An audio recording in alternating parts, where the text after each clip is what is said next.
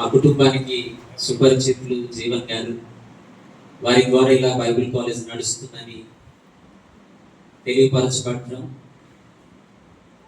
మరొక బ్రాంచ్ వారు పెట్టాలని ఆశ కలిగి ఉన్నారు అని ఆలోచన తెలియపరచడం, ఇవన్నీ కూడా కొన్ని రోజుల్లోనే, క్షణాల్లోనే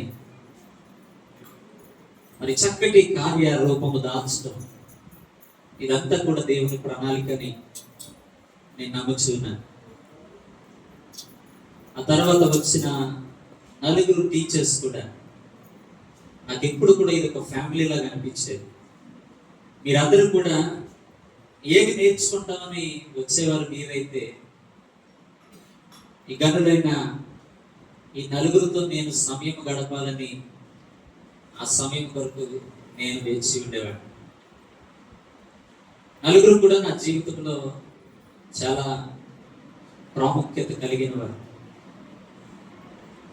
నేనేమాత్రం అర్హుడిని కాదు. మీలో చాలా మంది గ్రాడ్యుయేషన్ అంటే మొదటిసారి వచ్చిన వారు ఉన్నారు, అందుకని చాలా ఆలస్యంగా కూడా వచ్చారు కొంతమంది. ఒక గ్రాడ్యుయేట్ స్పీకర్ని ఎన్నిక చేయడం అనేది చిన్న విషయం కాదు. నన్ను 4 ప్రేమించారు కనుకనే ఐఎమ్ సో హంబల్డ్. నేను అంత అర్హుడిని కాకపోయినా వారు ప్రేమను బట్టి నన్ను ఇలా నిలవబెట్టారు. యేసురత్నమయ్య గారు, నేను ఎక్కడైతే నా బాల్యాన్ని నేను గడిపానో అదే ఆర్గనైజేషన్లో, అదే సంస్థలో నేను బహుశా చాలా చిన్నవాడిని అయినప్పుడు అయ్యగారు వారి యొక్క వేదాంత విద్యను పూర్తి చేసుకుని, నాకు తెలిసి ఆంధ్రప్రదేశ్లోనే one of the best theology అని చెప్పడానికి నేను ఏమాత్రం కూడా సందేహించను. అయ్యగారిని చూడగానే నిజంగా ఈరోజు నేను ఈ స్థితిలో ఉండడానికి కారకులైన సేవకులను కూడా ఎంతో బలపరిచిన రెవరెండ్ డాక్టర్ పీజెంటైటిస్ అయ్యగారు నిజంగా మా ఇంటికి వచ్చినట్టు అనిపిస్తుంది. I feel blessed. వారి మొక్క కవులకి కూడా అలాగే ఉంటాయి. తర్వాత మోసెస్ అయ్యగారు ఒక తోటి అన్నగా,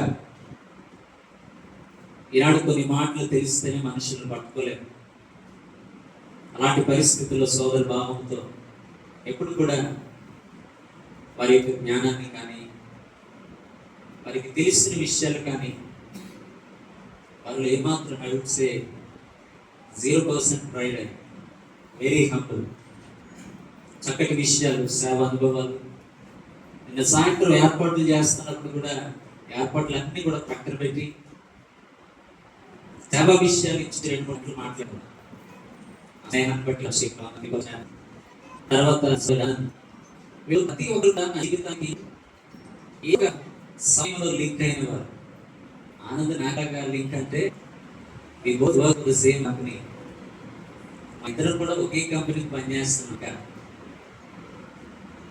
ఆ తర్వాత సహోదరు జీవన్ గారు, మై బ్రదర్, ఆ ఫ్యామిలీ మెంబర్. ఈ పరిచయాన్ని బట్టి నేను ఎంతో సంతోషిస్తున్నాను. కేవలం దేవుని యొక్క ప్రణాళిక, ఆశీర్వాదకరంగా వారు చాలా మార్లు వారి మాటల్లో చెప్పారు. ఇక్కడ పెట్టడం మాకు చాలా సంతోషంగా ఉంది, చాలా సంతోషం ఉంది. ఎందుకంటే 100 రెట్లు ఇక్కడ ఇలా బైబిల్స్ జరిగిందని మేము, మా సంఘము, మా కుటుంబము ఎంతో ఆనందిస్తా ఉన్నాం. చెప్పలేదు ఇంకా వాక్యం వెళ్ళలేదేమో అనుకోకండి. ఇట్స్ మై హార్ట్, నేను చెప్పాలంటే నా జీవితంలో ఇటువంటి గ్రాడ్యుయేషన్ ఈ మారుమూల గ్రామమైన ఆర్యవటంలో జరుగుతుందని నా కళ్ళలో కూడా ఊహించలేదు. ఇది కేవలం దేవుని యొక్క కృపని చెప్పడానికి నేను చాలా సంతోషిస్తాను. ఒక 2 ఆలోచనలు నిమోదాలని ఉదయకాలం వల్ల నేను ఆశిస్తూ ఉన్నాను. మరి నాతోటి ఫెలోషిప్ సేవకులు, కాజులూరు మండల పాస్టర్స్ ఫెలోషిప్ ప్రెసిడెంట్ గారైన మా గారు జోయల్ గారు ఉండడం చాలా సంతోషం. వారిని దయచేసి వేదిక మీద రావాలని ప్రభు పేరు మనం చేస్తాను.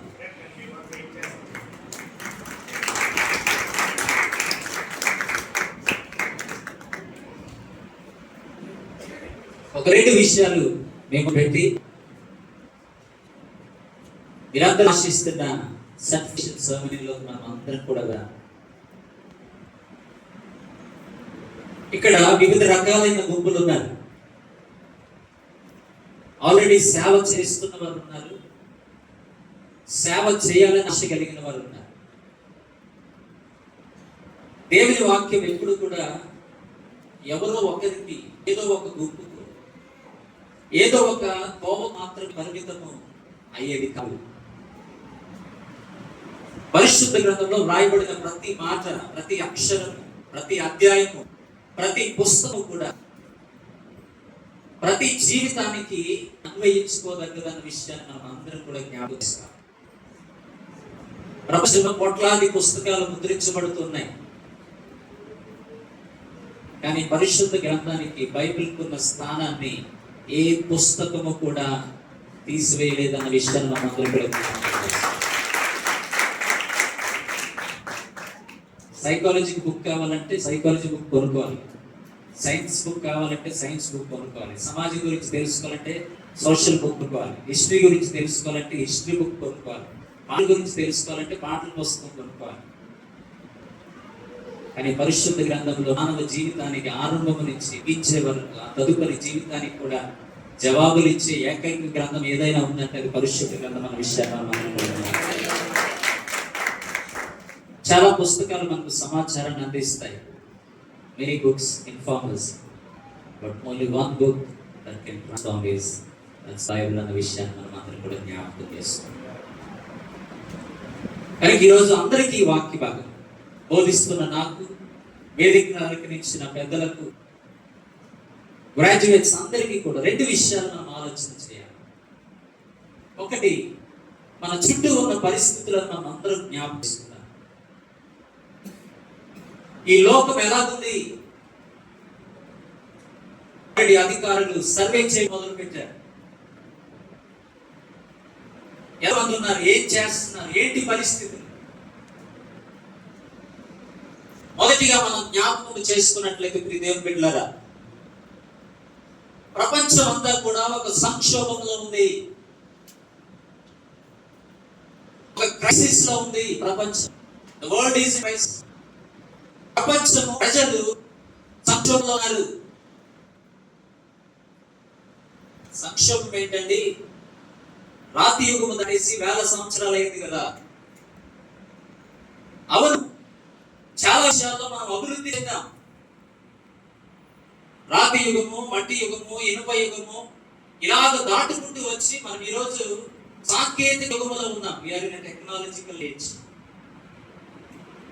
మన జీవన పరిస్థితులు, జీవన విధానాలు మెరుగుపరచబడ్డాయి. మన సామాజిక పరిస్థితులు పరిష్కరించబడ్డాయి, రాజకీయ పరిస్థితులు పరిష్కరించబడ్డాయి. తల్లిదండ్రులు ఇప్పటికీ ఒక మాట చెబుతూ ఉంటారు, పలానా సంవత్సరంలో కరువు వచ్చింది, మాకు భోజనం దొరకలేదు, భోజనం కొరకు చాలా తిప్పలు పడ్డాం, చాలా రెవల్యూషన్స్ వచ్చాయి, మానవ జాతిని వేధిస్తున్న అనేక సమస్యలకు మానవాళి పరిష్కారాలు అందించింది. మరి సంక్షోభం అంటారు ఏంటన్నారేమో. మాట్లాడుతున్న సంక్షోభం ఒక సోషల్ క్రైసిస్ కాదు, ఒక ఫినాన్షియల్ క్రైసిస్ కాదు, ఒక పొలిటికల్ క్రైసిస్ కాదు. మనకున్న సంక్షోభం ఏంటంటే ఆత్మీయ సంక్షోభం, స్పిరిచువల్ క్రైసిస్. ఎక్కడ చూసినా ఏదో ఒక ఆధ్యాత్మిక లోపము ప్రపంచంలో కనిపిస్తుంది. 99% చెప్పే అబద్ధం ఏంటి సార్? మానవుడు ఎవరి దగ్గరికి వెళ్ళినా నువ్వు అడిగిన మొదటి ప్రశ్న, హౌ ఆర్ యు, బాగున్నావు? 99% అబద్ధం అంట. ఏంటది?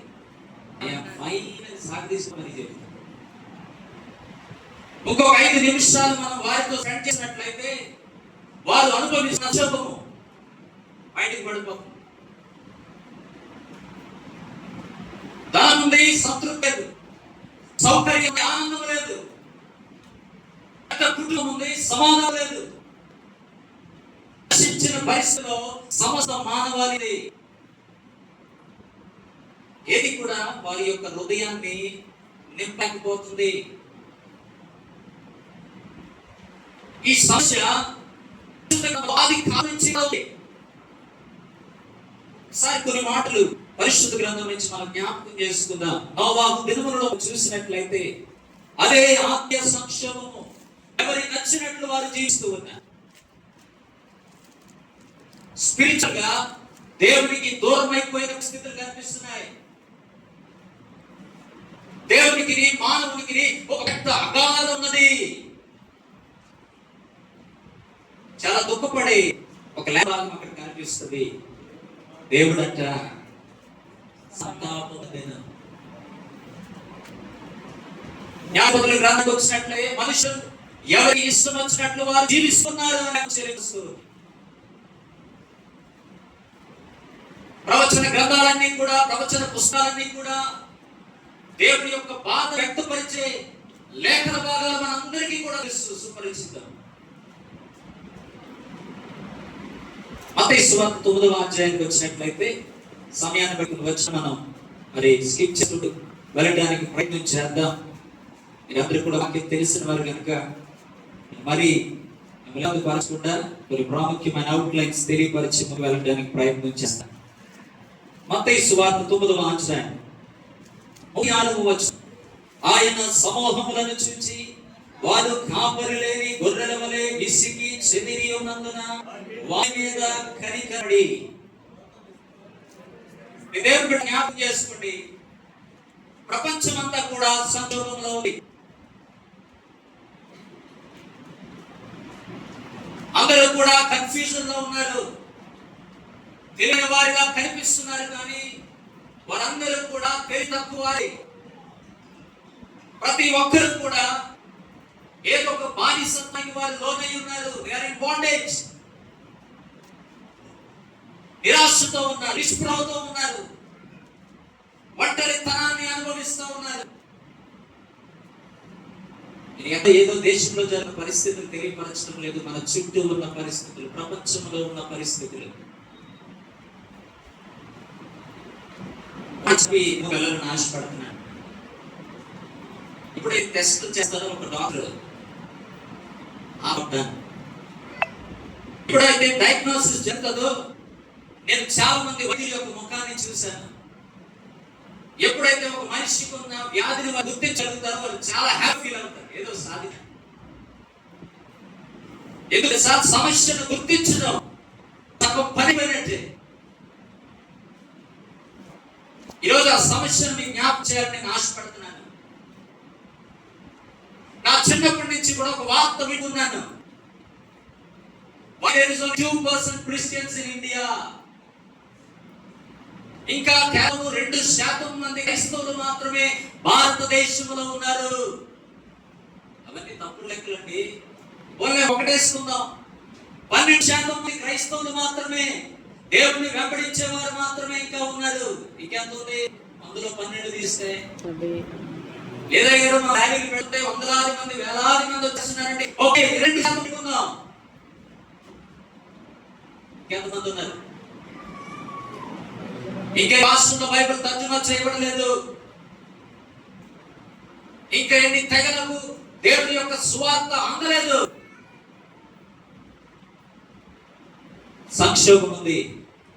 There is crisis. చదవబడే వాక్య భాగంలో తదుపరి వచ్చిన ఒక మాట, కోత విస్తారమే గాని పనివారు ఎప్పుడు కూడా పని లేదని కదా సమస్య. రిసోర్సెస్ లేవని కదా సమస్య.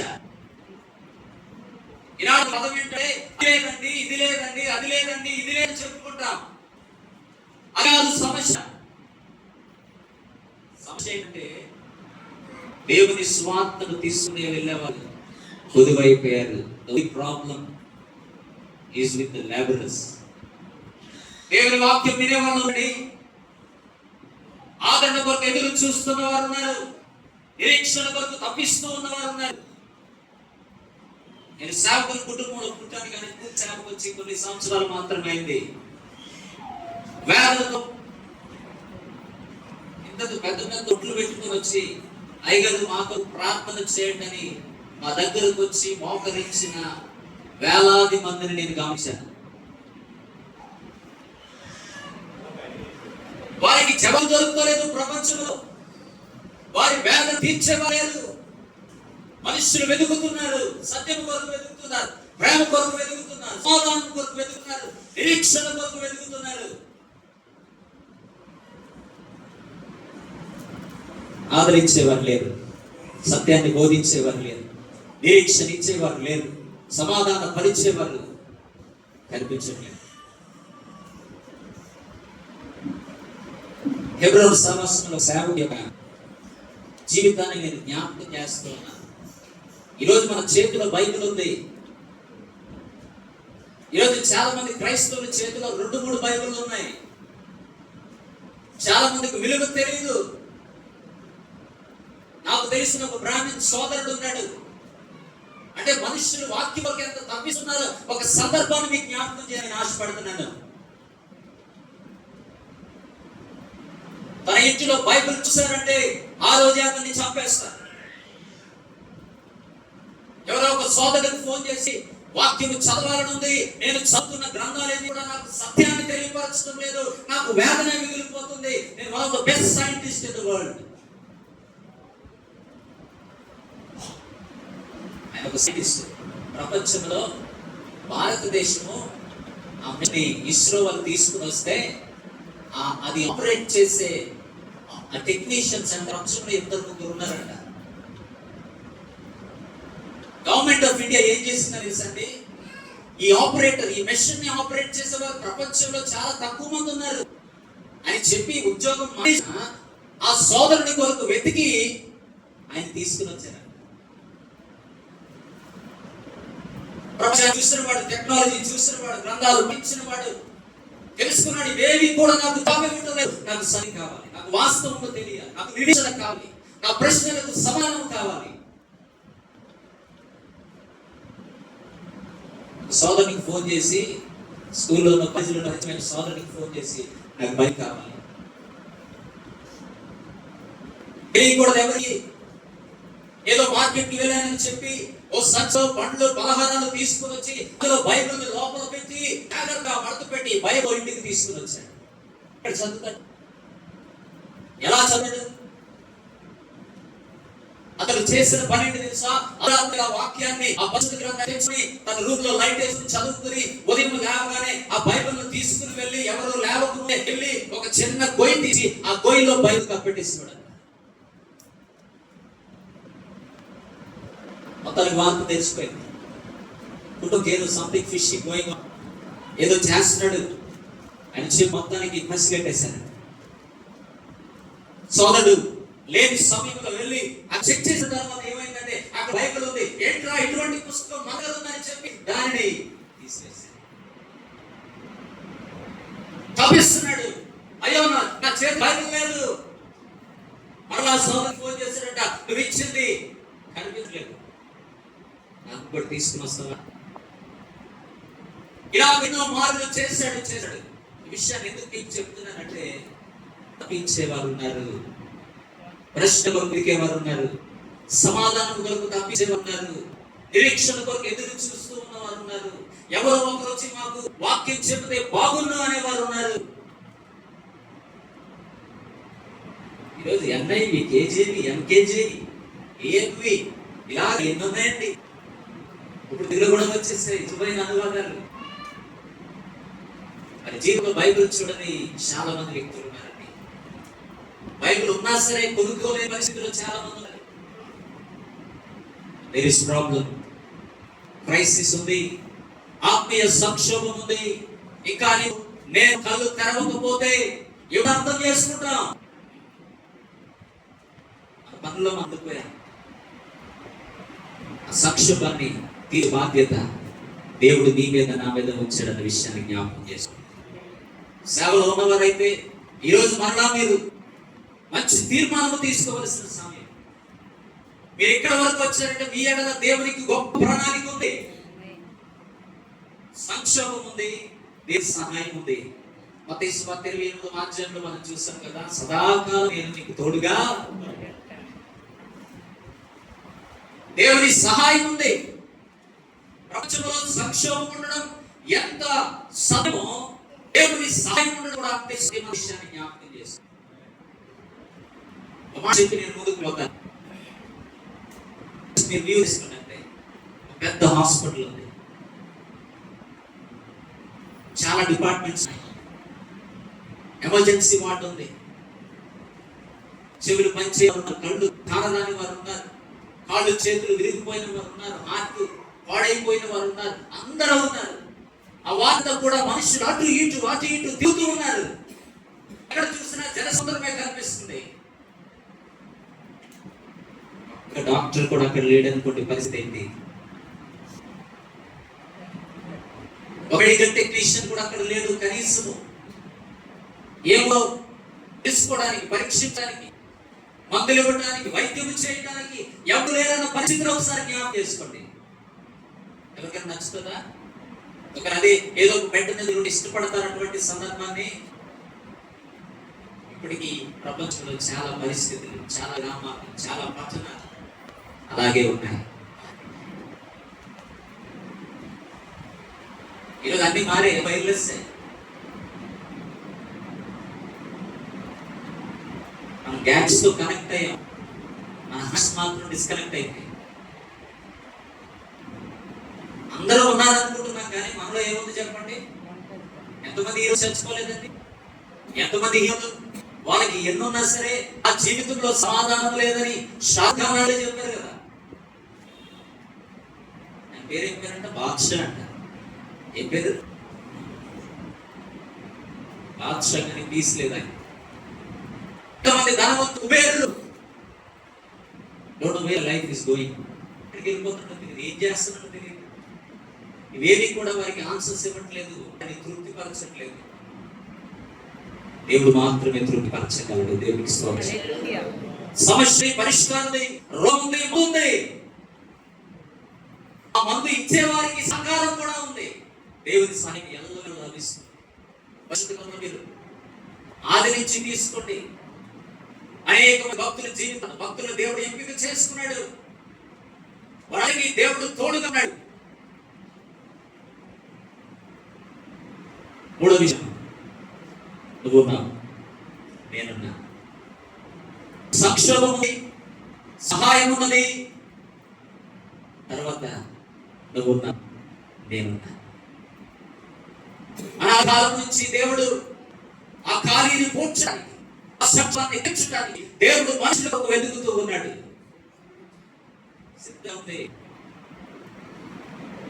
ఇక్కడ 9వ అధ్యాయము 36 వచ్చి మనం చూసాం కదా, కోత విస్తారమే కానీ ప్లెంటీ, రైట్, సిద్ధంగా ఉంది, రెడీ అవుతుందని చెప్పడం కాదు, ఉంది. సమస్య వెళ్ళారు, కనిపించట్లేదు, వెళ్ళేవారు కనిపించట్లేదు. నాకు తెలిసిన ఒక సోల్జర్ ఉన్నాడు, పేరు బ్లెస్సన్ మాథ్యూ. బీఎడ్ చేశాడు 1900 ఐగారు తర్వాత తీసుకుంటాడు, అదే COTR. 3 సంవత్సరాలు బీటీఎడ్ చేసి ఇంటికి వచ్చి కేరళ రాష్ట్రంలో కూరగాయల వ్యాపారం చేస్తాడు.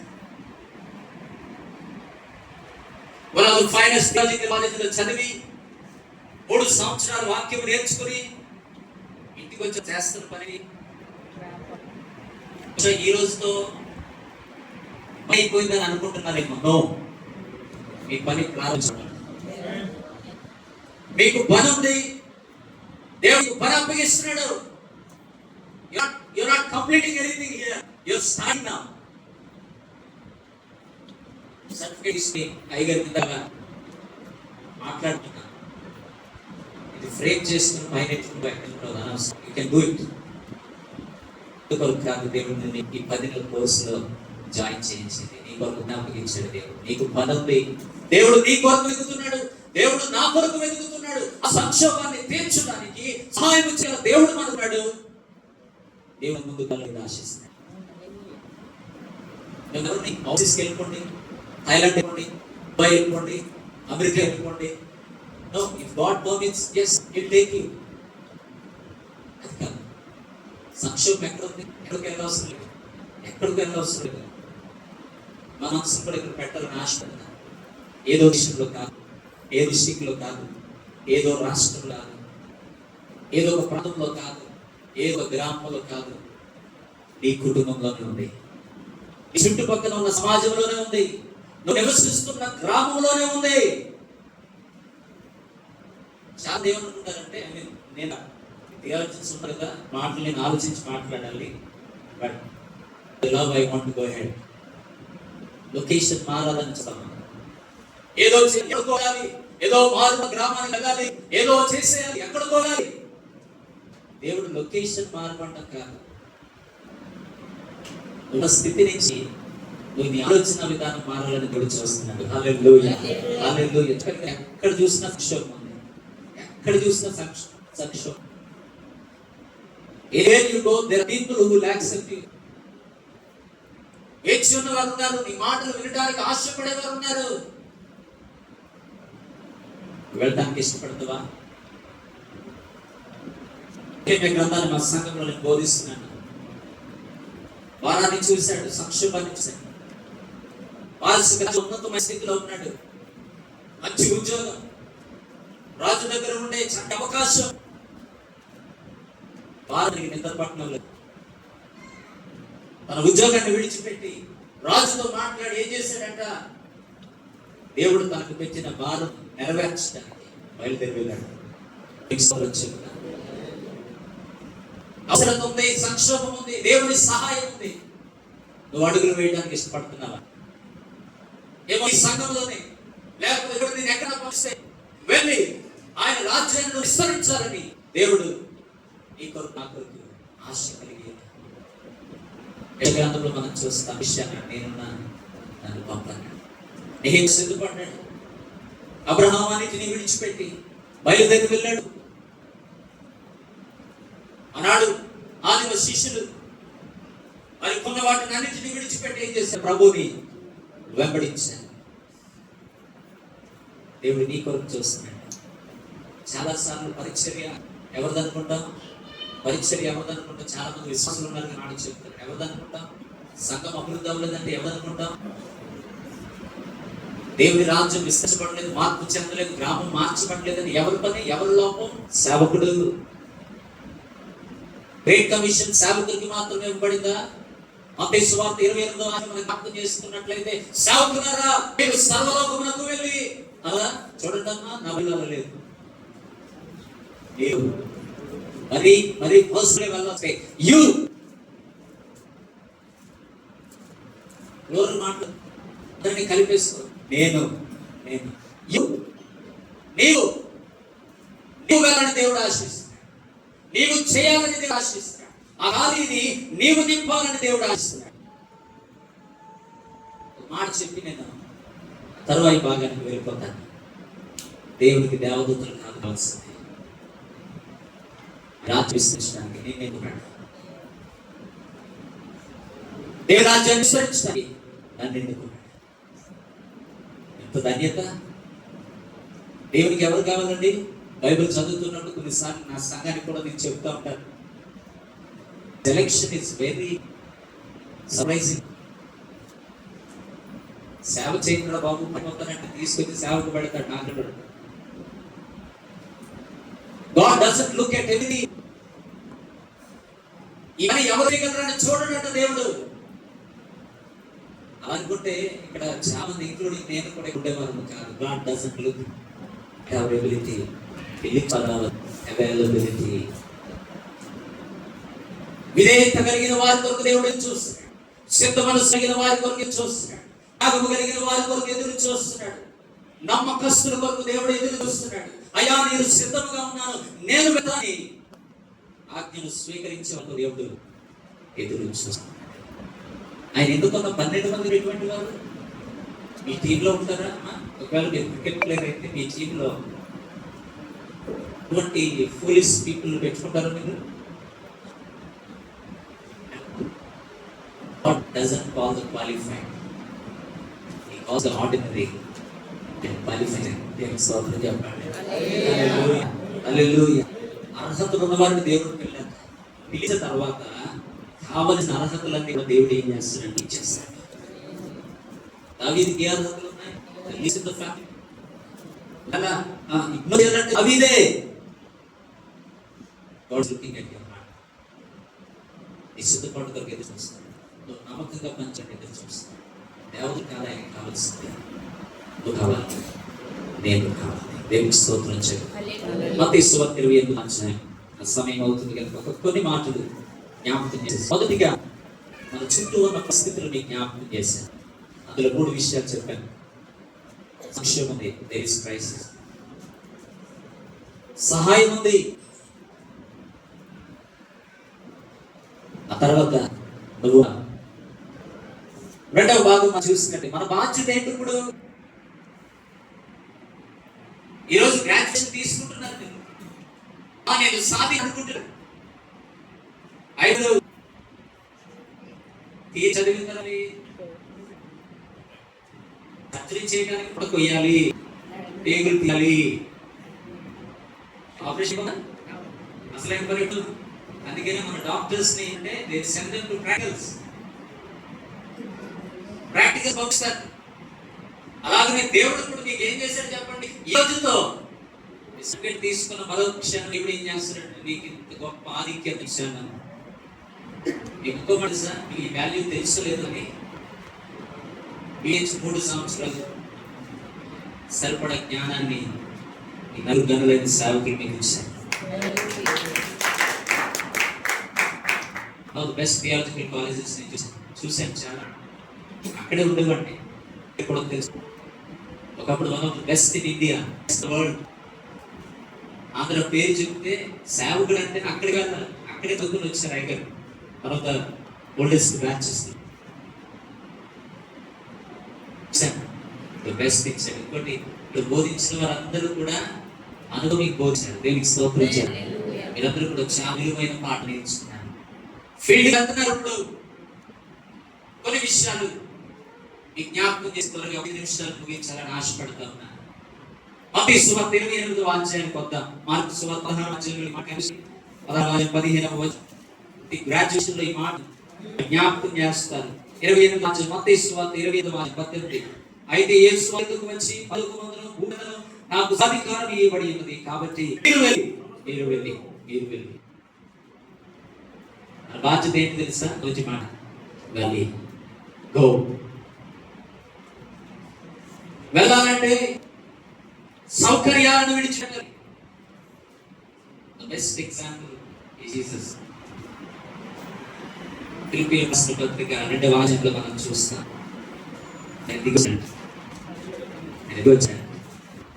ఈ హంబుల్నెస్, సౌకర్యాలను విడిచిపెట్టి వెళ్ళాలి. ఇక్కడ ఉన్న సేవకులు ఎవరున్నారండి? ఒకరు కూడా కంఫర్టబుల్ గా ఉన్నారు. ఇక్కడ కూడా కొంతమంది సేవకులు ఉన్నారు. No one is in the comfort zone including me. నిజంగా మనస్ఫూర్తిగా మధ్య వచ్చి దగ్గర ఒకవేళ మరొక జన్మ అంటూ ఉంటే, లేదులేండి ఉంటే మీరు సేవ అవుతారని అడిగితే ఎల్లిపాలు వేస్తున్నారంట. నో,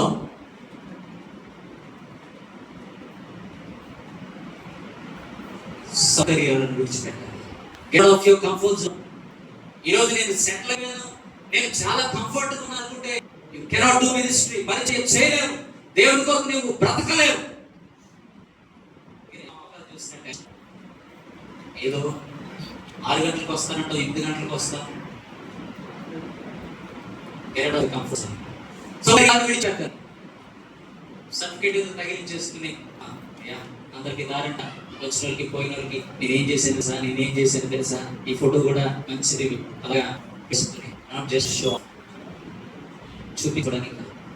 సౌకర్యాలు విడిచిపెట్టి ఈ పనిలో నువ్వు దేవుని కొరకు ప్రయాసపడాలి. నువ్వు వెళ్ళాలని దేవుని యొక్క వాక్యం సెలవిస్తావు.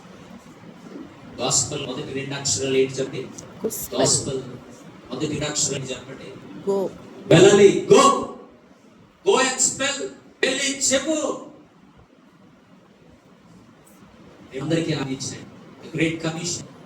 సౌకర్యాలను విడిచిపెట్టి వెళ్ళాలి. రెండవ మాట మనం జ్ఞాపకం చేసుకున్నట్లయితే, సౌకర్యాలను విడిచిపెట్టడం ఒకటైతే, అందరూ నన్ను ఒకసారి చూడండి.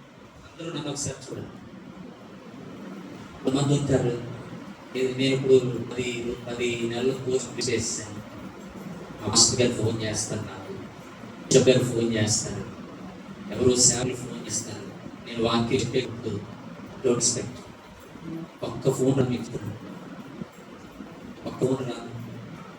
ఎవరు గెలిచి నిన్ను రాబో అంటారు. Of course you might get God leads.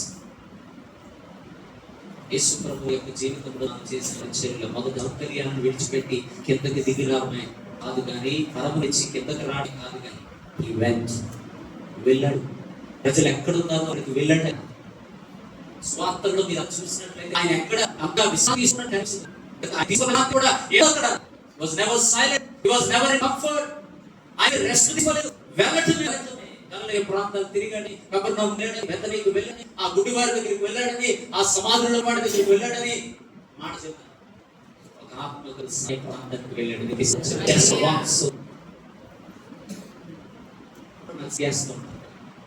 మాకు ఒక బ్రాంచ్ ఉంది, 5 వస్తారు. ఎంతకన్నా సొంత రోజు కానీ నా ప్రభు ఒక ఆత్మ కొరకు, స్త్రీ కొరకు, ఒక స్త్రీ పట్టణానికి వెళ్ళిపోయాడు, ఒక ప్రాంతానికి వెళ్ళిపోయాడు. దేవునికి స్తోత్రం చెప్పాలి. వెళ్ళి సౌకర్యాన్ని విడిచిపెట్టాలి, వెళ్ళాలి. ఎవరో నీ దగ్గరికి వస్తారనుకోకు. ప్రాంతాలు వెళ్ళాడు, సముద్రం చుట్టూ తిరిగాడు, పల్లెకి వెళ్ళాడు, పట్టణానికి వెళ్ళాడు. అపోస్తలులు ఎవరు వచ్చిన దానికి 3 శరీరాలు చేయవలసి తాను కొట్టిన మరొక ప్రాంతానికి వెళ్ళిపోయాడు. దేవుని పిల్లలు జ్ఞాపకం చేసుకోండి. ఎక్కడి నుంచో ఆహ్వానాలు వస్తాయని ఆశించండి. వస్తాయి. దేవుని స్తోత్రం చెప్పండి. 3వ మాట జ్ఞాపకం, ఒక 2 మాటలు చెప్పి నేను ముగించేస్తాను. Jesus preached. ఆయన సౌకర్యాలను విడిచిపెట్టి వచ్చాడు. He came down. జీసస్ వెళ్ళాడు, అన్ని ప్రాంతాలు ఆయన తిరిగాడు, వారితో ఉన్నాడు, పాపులతో పాటు కలిసి ఆయన భోంచేశాడు. పాపుల యొక్క మాట చెప్తున్నారు. నాకు సర్వలో మీలో చాలా మంది నాకు తెలుసు కదా, మినిస్ట్రీ అంటే ఒక ఆలోచనతో ఉండిపోతారు చాలా మంది. సేవను సరిగ్గా అర్థం చేసుకోవాలి చాలా మంది. They don't know. Ignorance.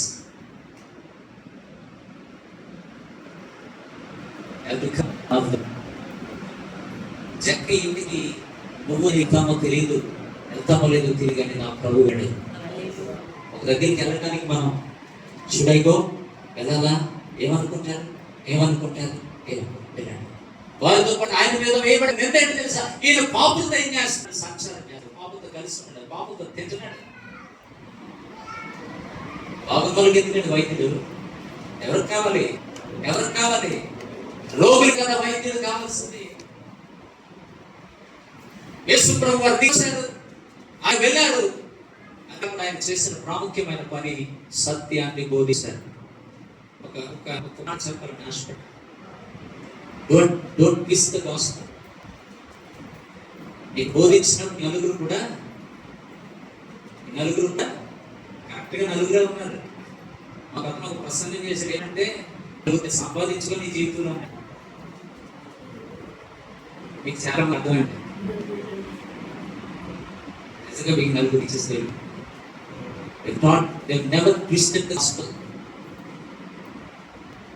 సత్యాన్ని ఉన్నట్లుగా ఏం చేశారు? ఏదో ఆకాశం కొరకు, మేలుకు, నీ పొగడత కొరకు, నీ క్షమం కొరకు, మనుషుల కొరకు సత్యాన్ని వక్రీకరించవద్దు. నీ అనుకూలమైన పట్టుకోవద్దు. ఉన్నట్లుగా బోధించాలి. దేవునికి స్తోత్రం చెప్పండి. మాట చెప్పేసి ముందుకెళ్తాను, ఒక మాట చెప్పించేస్తాను. మాస్టర్ గారు చెప్పే పెద్ద అర్థం ఏంటంటే, ఒక మాట ఇలా తోగుతుంది. ఇప్పుడు మీరు ట్రై చేస్తున్నారు కనుక, మొన్న ఒక ఊరు వెళ్ళినప్పుడు అందరూ కూర్చున్నాం. మాస్టర్ గారికి 2 గాలిలు పెట్టారు, 2 ఊర్లు పెట్టారు, 2 అంటుకోలు పెట్టారు, అన్ని 2 పెట్టారు. పక్కన ఒక మాస్టర్ గారు కూర్చున్నాం. అయ్యా మనకు 2 ఎందుకు పెడతారు మీకు తెలుసా? ఏం లేదు అయ్యారు, మనకు జ్ఞాపకం చేస్తారు, నీకు 2 శిక్ష ఉంది, జాగ్రత్త అని. ఎస్, ఇప్పటి వరకు what you done is different. ఇక మీదట నువ్వు ఫీల్డ్లోకి వెళ్ళి పరిచయకి వెళ్ళి దేవుని సేవ చేస్తా సువార్త చెబుతున్నట్టు కనిపిస్తుంది. Don't waste the gospel. సత్యాన్ని వక్రీకరించు చెప్తున్నాడు. నువ్వు సత్యించినట్టు నీ దగ్గర ఎవరు మిషన్, అదే పరిచర్య. Everyone is living you praise God. నువ్వు సత్యం కొరకు నిలబడుతున్నప్పుడు, సేవ చేస్తున్నప్పుడు నిన్ను విడిచిపెట్టే ప్రతి ఒక్కరిని బట్టి నువ్వు దేవుని స్తుతించాలి, దేవునికి స్తోత్రం చెబుతావు. ఒక సేవకుడి మాత్రమే నలుగురు చివరంటే ప్రార్థనకి 200 కుర్చీలు వేసి కూడా ఉన్నాయి. నలుగురు వచ్చారంట, 200 కుర్చీలు వేసి ఆ నలుగురికి వస్తుంది. 3 వారాల నుంచి చూస్తున్నా 2 కుర్చీలు వేస్తున్నాను. కుర్చీలన్నీ ఎవరు అలా సరళి అందరు నలుగురు వచ్చే నలుగురు 2 కుర్చీలు ఎత్తుకుతుండగా వద్దు వేయొద్దు, నువ్వు ఇలా చేసావంటే మేము రాము. 200 మంది ఉన్నాడు, పెద్ద సౌండ్ పెట్టి మసం చేసి కూడా ఎత్తుకొస్తున్నాను. కూర్చొని నలుగురు అన్నారంటే మధ్యలో ప్రసంగం మధ్యలో ఏం చేసేవారంటే వెనకాల చూసేవారంటే ఏంటి బాబు ఎంత గట్టిగా చెప్తున్నాడు, వెనకాల ఎవరైనా సరి గట్టిగా ప్రసంగం పాప గురించి చెప్పొద్దు, మేము రాము. సేవకులు వచ్చి మాట్లాడు. ఈరోజు ఆయన one of the biggest church in India మాట్లాడాడు. నలుగురే చూస్తున్నాను. నేను ఆ ఖాళీ కుర్చీలన్నింటిలో దేవదూతలు కూర్చున్నాయి. వాళ్ళకి నేను ప్రసంగం చేస్తాను, దేవునికి స్తోత్రం చెప్పాను. హల్లెలూయా. జ్ఞాపకం చేస్తున్నాను, సత్యాన్ని బోధించుకున్నాను, తృణీకరించబడడం కూడా స్వార్థం చాలా స్పష్టంగా రాయి సిద్ధపడండి. అంతేకాదు ఒక విషయం చెప్పి నేను ముగించేస్తాను.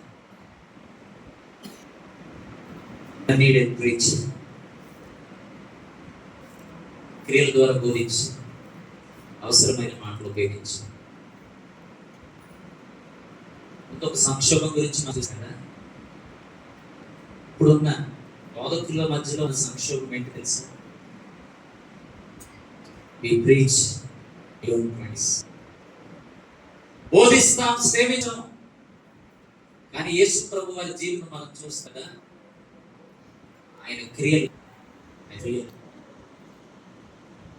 వాళ్ళు తక్కువ, క్రియకువ. మనుషులకి మాటలు వ్యక్తం కాదు. They are see life. నీ జీవితాన్ని చూస్తున్నారు. ఇదే వీధిలో నన్ను ఒక పాస్టర్ గారు ఒక సోదరుడు అన్నారు, 3 రోజుల నుంచి కనిపించట్లేదు. కరెక్ట్గా 3 రోజులు అయింది. నా దగ్గరికి చాలా మంది పాస్టర్లు వస్తారు. ఒక పాస్టర్ గారు 1 వారం రాలేదు. ఒక విశ్వాసం వచ్చి అన్నది, అయ్యారు పాస్టర్ గారు 1 వారం నుంచి కనబట్ల, నాకు కూడా తెలియదు. సేవకుడు అడిగాను, మీరు మాకు మాట్లాడుకున్నాక మీరు వచ్చి మీరు ఎగ్జాక్ట్గా 1 వారం అయింది. నేనేం చెప్తున్నాను sir, people are looking your life. నీ జీవితాన్ని చూస్తున్నారు, ఎంతో చక్కగా బోధిస్తున్నావు అన్నది కాదు, నీ జీవితమే బోధ అయిపోవాలి. అని అడిగితే జీవించు, అవసరమైతే మాట్లాడు. మంచిది opposite. 99% we talk, 1% we live. తన జీవితం ఆయన బోధించింది చేశాడు, చేసిందినా క్రియారూపకమైన బోధన దేవుడు ఆశిస్తున్నాడు.